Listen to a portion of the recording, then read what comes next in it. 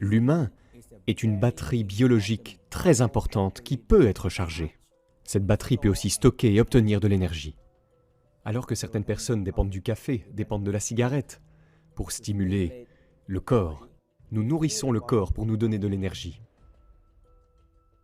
Les gens réussissent parce qu'ils savent comment se concentrer et concentrer l'énergie. Et quand les gens ne réussissent pas, l'esprit va dans un sens, l'œil va dans un sens et le cœur va dans un sens. Donc, quand l'énergie est dispersée, vous en perdez forcément. Vous avez 73 ans et vous ne tombez pas malade, donc vous ne tombez vraiment pas malade? Non, depuis longtemps. Chi est l'énergie. En Chine, nous appelons Chi. En Inde, nous appelons Prana. Dans de nombreux systèmes, ils ont des noms différents pour cela. Comment les Occidentaux l'appellent-ils? Comment les Américains l'appellent-ils? Nous l'appelons énergie, l'énergie. Ou nous l'appelons puissance électromagnétique. Et nous sommes des êtres électriques. Nous avons de l'électricité à l'intérieur de nous. Nous en avons besoin pour gérer notre vie. Nous avons de l'énergie bioélectrique, mais nous ne nous concentrons jamais dessus. La première étape, vous vous concentrez. Et lorsque vous vous concentrez, vous avez immédiatement beaucoup d'énergie. Ainsi, le Tao a découvert que pendant des milliers d'années, ou pendant 2 milliers d'années, la région abdominale est l'endroit où vous pouvez stocker de l'énergie. La zone abdominale? Oui, d'accord. Maintenant, vous ne pouvez pas stocker d'énergie dans le cerveau. Vous ne pouvez pas stocker d'énergie dans le cœur. L'humain est comme une batterie bioélectrique très importante qui peut être chargée, qui peut stocker et obtenir de l'énergie. Et c'est abdominal. Les Occidentaux ont donc découvert que la structure de l'abdomen intestinal est comme une batterie.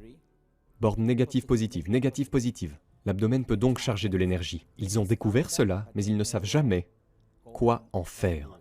Les scientifiques ont découvert le deuxième cerveau il y a des centaines d'années. Jusqu'à présent, ils ne savent toujours pas quoi faire. Mais maintenant, après 100 ans, ils ont eu une percée. Maintenant, ils ont découvert que nous avons un autre organe dans l'abdomen. Ils l'appellent le mésentère.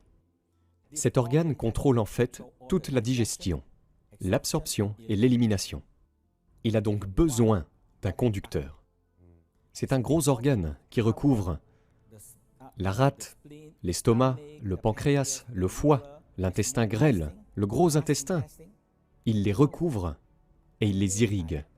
Alors maintenant, les scientifiques ont compris que, oh, c'est ce dont le Tao a parlé.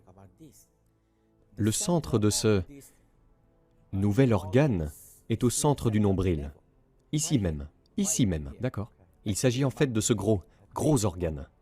Mais on le retrouve dans le dos, où il couvre toute la digestion. Dans la digestion, vous avez le foie, la vésicule biliaire, l'estomac, le pancréas. La rate en fait également partie, et le Tao le croit aussi. Et ce gros organe, y compris l'estomac, font tellement de travaux dans la digestion. Et chaque organe fait un travail différent. Donc vous devez avoir un régulateur pour les contrôler, comme le cerveau.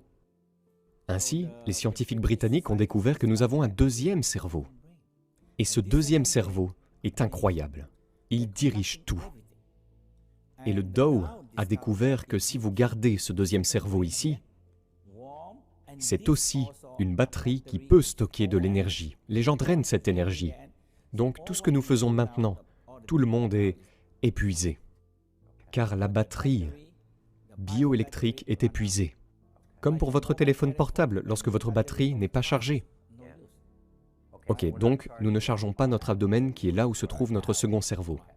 Et nous utilisons vraiment notre estomac pour simplement consommer des choses. Mais maintenant, nous savons que c'est plus qu'une simple digestion. Ces organes peuvent avoir des souvenirs, ils peuvent stocker de l'énergie. Alors maintenant, le Tao a parlé de ce contenant unique émotionnel, négatif et positif. Il stocke les émotions? Oui. Et maintenant l'Occident sait que l'amour est dans le cœur, n'est-ce pas, justement? Qu'en est-il alors des autres organes? Alors, l'amour, la joie, le bonheur sont dans le cœur, mais aussi la haine, la patience, la précipitation sont dans le cœur. Donc pour le négatif et le positif, il faut trouver un équilibre. Certaines de ces émotions peuvent parfois être trop extrêmes. Quand c'est trop extrême, vous détestez les gens et vous tuez.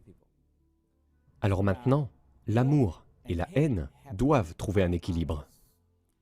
Pas de négativité, pas de péché et pas de mal. ou de bonté, car il faut trouver un équilibre. Tout le monde doit trouver un équilibre. D'accord. Alors le cœur a ses émotions. Oui, et le foie a de la colère, de la jalousie, de l'envie et de la frustration. C'est beaucoup d'émotions. Comment savons-nous que c'est dans le foie? Comment savons-nous cela? Parce que le Tao en a déjà parlé pendant des milliers d'années. Mais on sait que le cœur contient l'amour, et pourquoi pas les autres organes? Je ne sais pas, nous disons toujours le cœur. Je ne sais pas comment nous le savons, tout comme vous dites, faites confiance à votre instinct. Oui, je ne sais pas d'où ça vient, je suppose parce que nous le sentons. C'est important.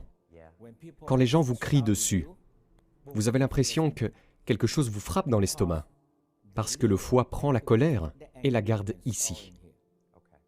C'est pourquoi le Tao dit, si vous ne nettoyez pas celui-ci, vous ne pouvez pas nettoyer le cerveau.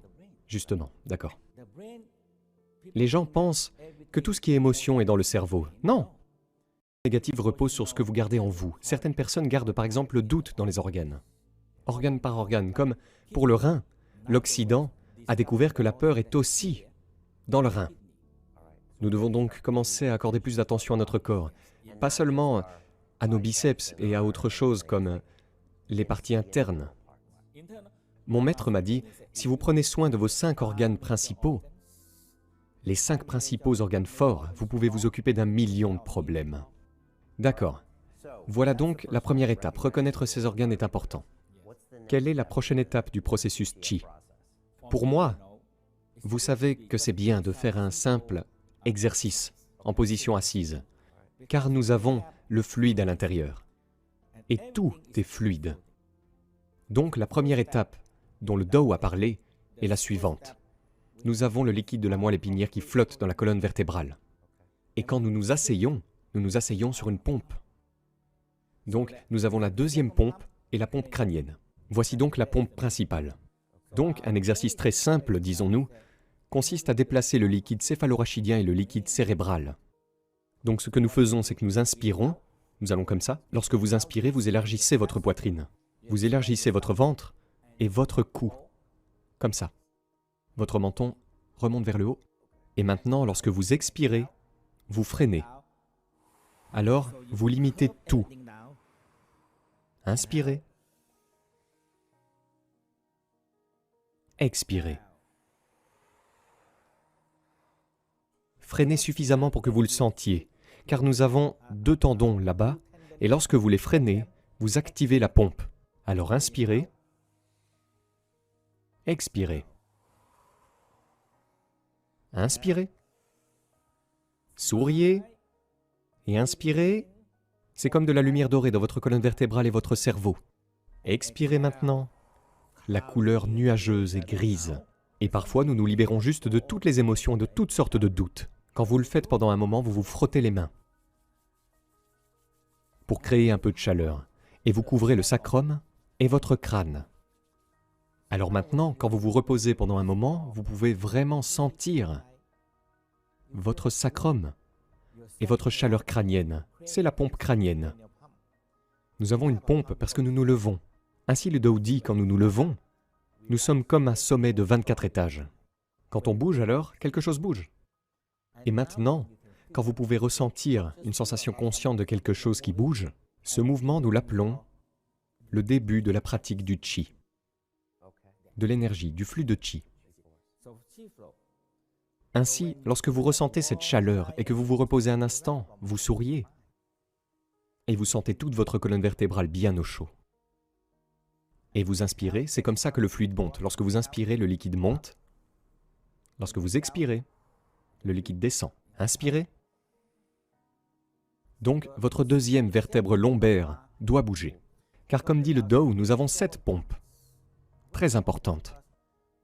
Car si nous restons assis trop longtemps, nous nous asseyons sur une pompe, et la pompe ne fonctionne pas. Quand cela ne fonctionne pas, nous sommes fatigués, épuisés, et nous dépendons du café, ou certaines personnes dépendent de la cigarette, pour stimuler le corps à résister. Nous nous trompons pour nous donner de l'énergie. Il n'y a pas de Qi. Et maintenant, c'est le flux. Maintenant, nous avons 2/3 du fluide, ici. 2/3 du fluide. Nous avons commencé avec le liquide céphalorachidien et cette technique de respiration consistait à faire fonctionner le liquide céphalorachidien. Alors faut-il le faire plus longtemps normalement? Vous le faites 9 fois. Vous vous reposez et vous le faites encore 9 fois. Si vous faites 9, 9, 18 ou 20 ou 36, c'est déjà bon. Alors vous faites cela et vous vous reposez. Vous ressentez le flux. C'est ce que nous appelons l'énergie. C'est le flux chi. Et puis vous réchauffez vos mains et vous les mettez ici juste pour sentir l'énergie. Parce que nous avons 2 grosses pompes juste pour les réchauffer. Pour sentir que quelque chose bouge. Et vous faites cela assis ou vous pouvez le faire debout aussi. Rester debout est meilleur. C'est meilleur pour cet exercice. D'accord. Mais, par la suite, nous le divisons ici parce que c'est le fluide. C'est la partie la plus importante, car les 2/3 du liquide entrent ici. Parce que c'est à ce niveau que nous avons tous les organes. Nous avons le foie qui prend tellement de sang. Le rein prend tellement de sang. Et pour l'estomac, l'intestin grêle. Lorsque nous mangeons, il y a tellement de sang qui entre dans les tissus à ce niveau. Il y a tellement de sang. Et tout s'explique quand la maladie survient, car ça vient de cela. Surtout quand le fluide ne coule pas. Et quand cela arrive, chaque maladie survient. Et nous prenons tant de millions et de millions de méthodes pour essayer de résoudre ce problème d'organes. Lorsque vous traversez un hôpital occidental et que vous voyez tous ces malades, pensez-vous simplement « Mec, pourquoi ne peuvent-ils pas pratiquer la respiration? Ne font-ils pas circuler le fluide? La moitié d'entre eux seraient déjà sortis de l'hôpital? Ou tous seraient sortis de l'hôpital ?» J'ai tellement d'étudiants qui viennent me voir. Ils sont tellement malades.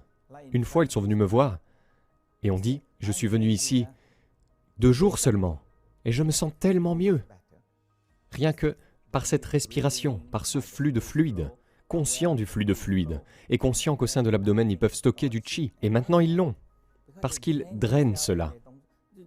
Vous continuez à utiliser votre téléphone portable et vous ne le chargez pas. Ça va s'éteindre, d'accord? Alors maintenant, c'est très simple. Et ici, nous avons le bas de l'abdomen, le milieu, le haut. Donc dans la partie inférieure, nous avons les organes sexuels.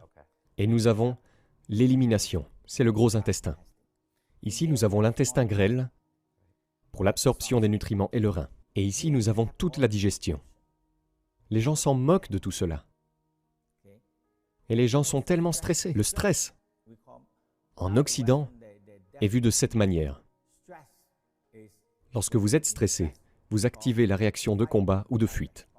Vous êtes mis au mur, ou vous courez. Réponse de combat ou de fuite au stress, d'accord. Et lorsque vous êtes en mode repos, vous vous reposez pendant la digestion.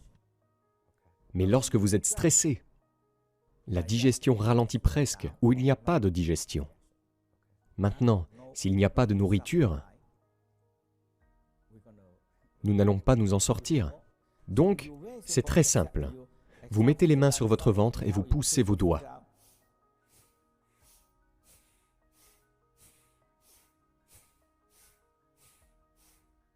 Et certaines personnes, dans un endroit plus chaud, peuvent utiliser la bouche.